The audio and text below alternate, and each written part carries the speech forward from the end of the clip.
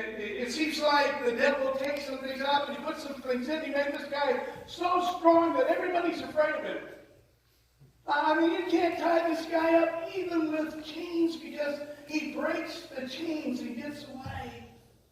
He must have been horrible in appearance. I can only imagine a man with scars all over his body because in Mark 5, verse 5, it tells us, night and day among the tombs and in the hills, he'd cry out and cut himself with stones. Evidently, sometime along the way, he'd invited Satan into his life, and Satan had taken over his life.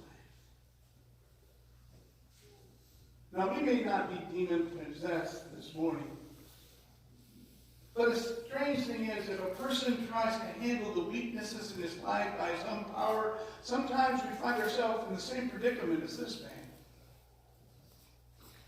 Peter writes to us in 2 Peter chapter 2, verse 19, and he says, they promised them freedom.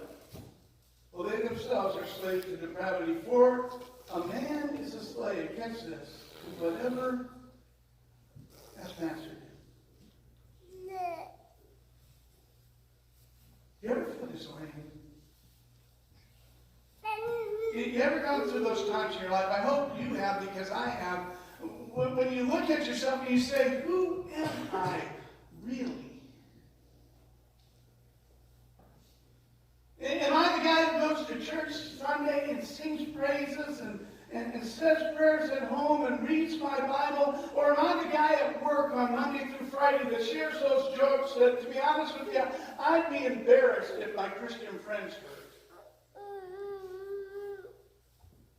Or are you the person who greets people at the door on Sunday morning with a smile and says, I am so glad you're here today, but then you go home and you say things to your wife and your kids that, well, break their hearts?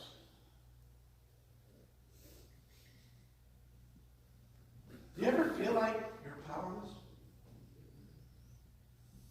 That you just don't have the strength to stop the destructiveness inside yourself? I mean, I'll be honest with you. I know people that have gone to the doctor, and the doctor told them, hey, listen, from this day out, every cigarette you smoke is one more nail in your coffin. But they can't quit. Or you can't take another drink because your liver has had all it can stand, but they can't quit. Or you need to change your diet because your heart can't handle the stuff you're putting into your body, but they can't stop. And just like this man in Mark 5, their behavior is self-destructive. They're being controlled by something other than Jesus Christ in their life. But here's the wonderful thing.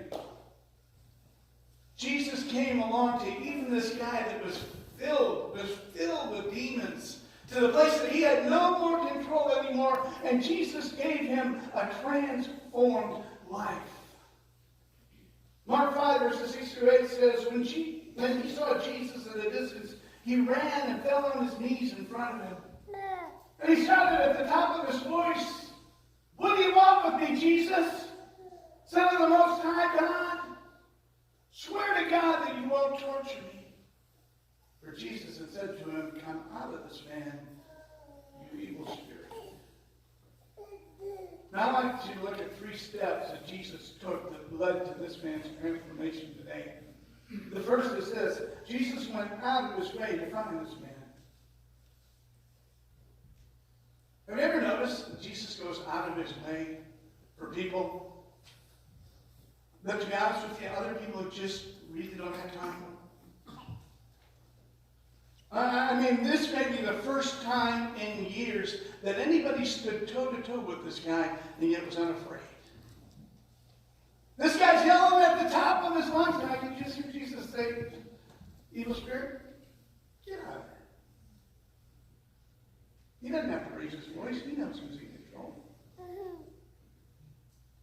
If you read through the entire chapter of Mark 5 when you get home, you're going to be amazed. This was one incredible day in the life of Jesus. First, he transforms a demon-possessed man on one side of the Sea of Galilee. Then he gets in a boat and travels over to the other side where he's going to heal a lady who's been sick for 12 years. With a disease that has destroyed her both physically and spiritually. And then to top the day off, he goes to Jairus' house and raises a girl who's been dead, who's only 12 years old. 3 people. But 3 people that really ranks very low on the social ladder. A deranged Gentile. Who cares? A sickly woman? A kid? And yet Jesus went out of his way for every one of them. And I really believe that if they were here this morning and you could talk to them, every one of them would say, you know, nobody ever cared for me like Jesus.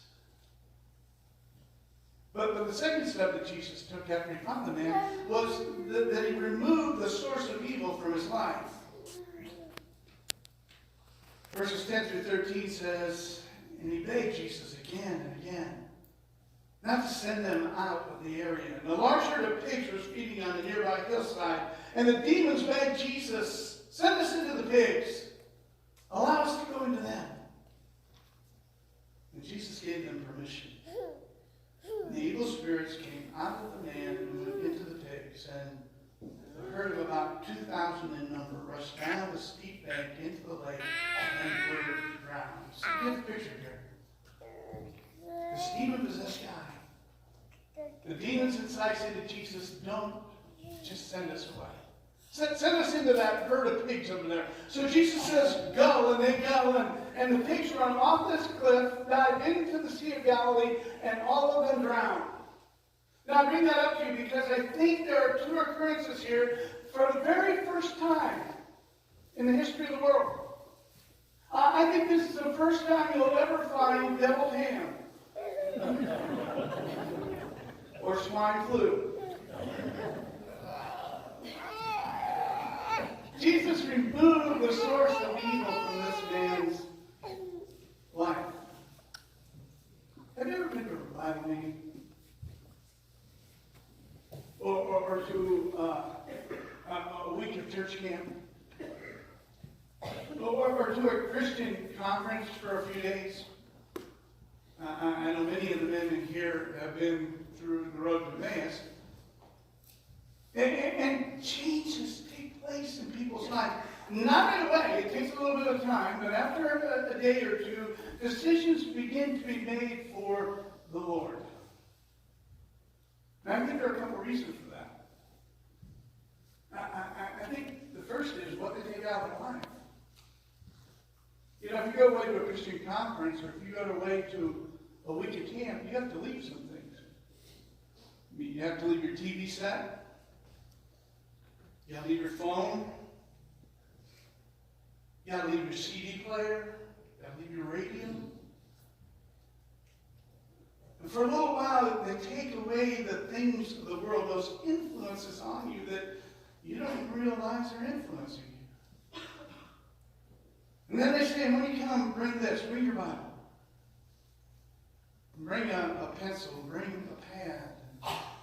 And they begin to pour something new into your life, and changes happen. But Jesus realized that the first thing he had to do is remove the source of evil from this guy's life. And then he replaces it with peace and sanity. So when they came to Jesus and saw the man who had been possessed with a legion of demons sitting there, dressed and in his right mind, they were afraid. Do you know what an evil spirit does when it comes out of a person? Did you ever wonder that? Jesus casts out these demons. Where do they go? Well, Jesus tells us. In Luke chapter 11, verses 24 through 26, Jesus says this: when an evil spirit comes out of a man, it goes through arid places, seeking rest, and does not find it. And then it says, I'll return to the house I left. And it arrives and it finds the house swept clean, put in order. And it goes out and takes 7 other spirits more wicked than itself, and they go in and live there. And the final condition of the man is worse than the first. There's a lesson we need to catch here. It doesn't do a whole lot of good to get rid of the evil in your life if you don't replace it with something good. He's trying to teach us that he wants to forgive us. He wants to remove those sin and that guilt from our life, but he wants to replace it with something else to fill that void. Everything he did for this demon-possessed man, do you realize he does the same thing for you?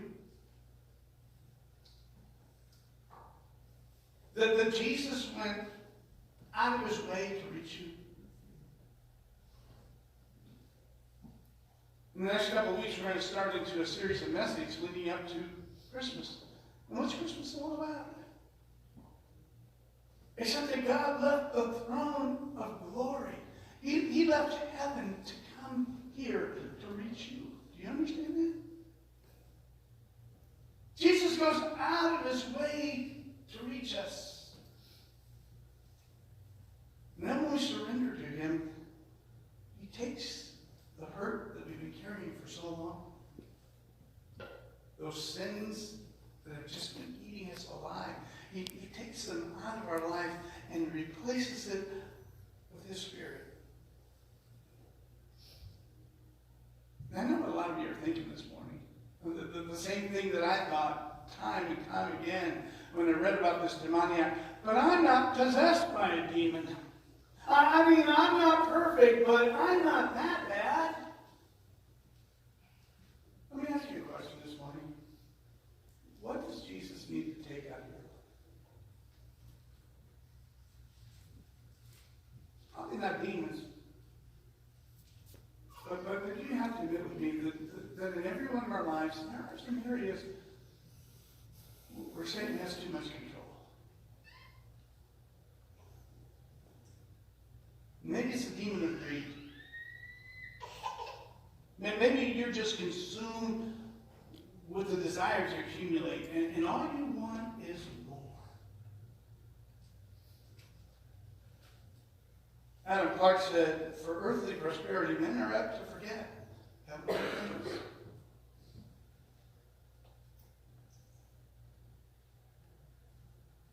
The Bible says that Satan took Jesus to a mountaintop and showed him all the kingdoms of the world and all their power and said, I can give this to anybody I want if you bow down and worship me, but there's a price to be paid. Maybe it's a demon of doubt. Maybe you've been a Christian for a long time, but you've allowed Satan to sneak in and put that doubt in the back of your mind. Is the Bible really real? Does Jesus really control my life the way the Bible says he should? Or maybe it's the doubt or the demon of anger. Do you lose your temper when things don't go your way?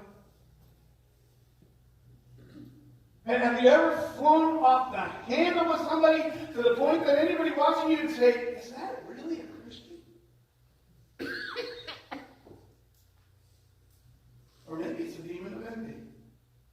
You've been trying to keep up with the Joneses. And when somebody else has something that you can't afford, that demon of envy just burns inside you. But when we surrender our lives to the power of Jesus, he can overcome those things that we can't by the power of the Holy Spirit. In Acts 2, verse 38, Peter said this, repent and be baptized, every one of you, for the forgiveness of sins, and you will receive the gift of the Holy Spirit. Did you catch that? Just like with the demoniac, when we come to Jesus and we surrender our lives to him, he reaches in and takes something out, but then he puts something new in its place. And that's what turns a possessed life into a transformed life, which leads to a purposeful life. Until this guy met Jesus, he didn't live, he existed. But he didn't have any reason for his existence. But Jesus gave purpose to this lost life. He transformed him and he gave his life a new significance. And he's been doing that for people for centuries. It's incredible the transformation and purpose that Jesus brings to a person's life. And Jesus had a purpose for this man. In fact, the Bible tells us in verses 18 through 20 of Mark chapter 5 that as Jesus was getting into the boat, the people asked him to leave. They were afraid of him. As Jesus was getting into the boat, the man who was demon possessed begged to go with him. But Jesus did not let him go. But said, go home to your family and tell them how much the Lord has done for you and how he has had mercy on you. And so the man went away and began to tell the Decapolis how much Jesus had done for him. And all the people were amazed. Does that sound a little strange to you? You know, this is the only time I can ever remember in the Bible when somebody came to Jesus and said, I want to go with you. And Jesus said, no.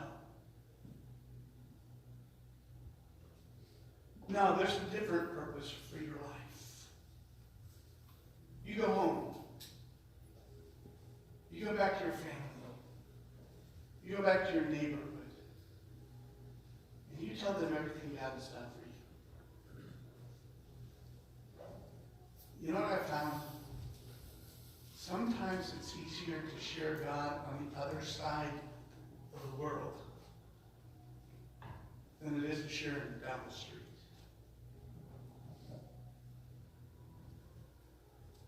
It's hard to talk to that neighbor over the back fence about Jesus. You know why? Because he knows where you live and he knows how you live.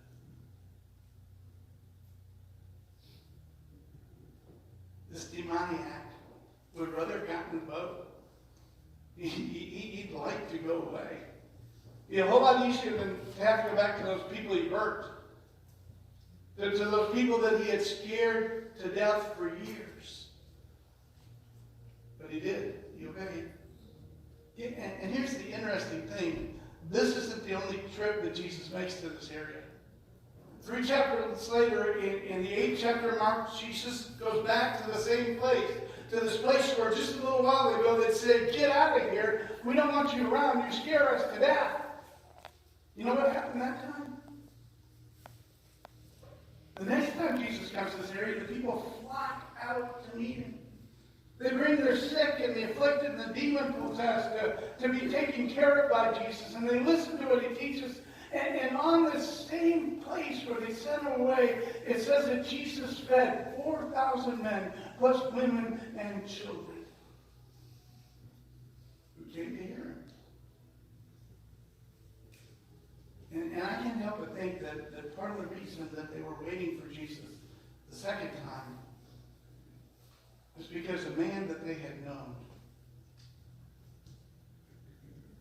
whose life had been changed by coming in contact with Jesus, had told them exactly what Jesus told them to tell them, everything that Jesus had done.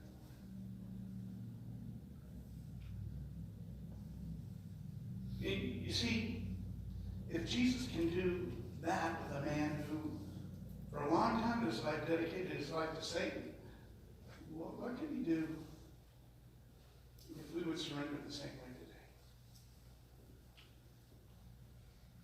Are you disoriented this morning? I know someone that can give real direction to your life. Through a personal relationship with you today. You know, sociologists say there are really 3 essentials to finding purpose in life. We have to have something to do. We have to have something to hope for. And we have to have someone to love. And Jesus gives us all three. You got to have something to do. Jesus says, here's what you got to do. You got to go into all the world and tell people what I've done for you. And if you read through the book of Acts, in the book of Acts, he tells the disciples, you start in Jerusalem, and then you go to Judea, then you go to Samaria, and then you go to the rest of the world. In other words, you start in your backyard. You start with your neighbors and your friends. And then they share it with their neighbors and friends, and pretty soon it's permeated the town, and then the county, and then the state, and then the country, and then the world. But you have something to do. Then you have something to hope for. Our hope is that our sins have been washed away, and Jesus said, one day you will live with me for all eternity. Our hope is heaven. And last, you got to have someone to love. And that's Jesus Christ. Jesus loves me, this I know, for the Bible tells me so. The question isn't, does Jesus love me? The question this morning is, how much do I love Jesus? Do I love him enough to trust him? Do I love him enough to commit my heart and my life to him?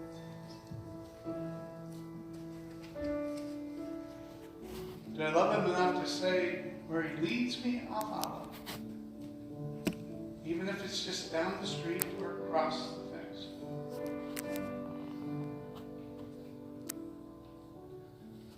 See, I can't answer those questions for you. I can only answer them for me. But I know that God's tugging on your heart this morning because He's started on mine all week. He said, you need to listen to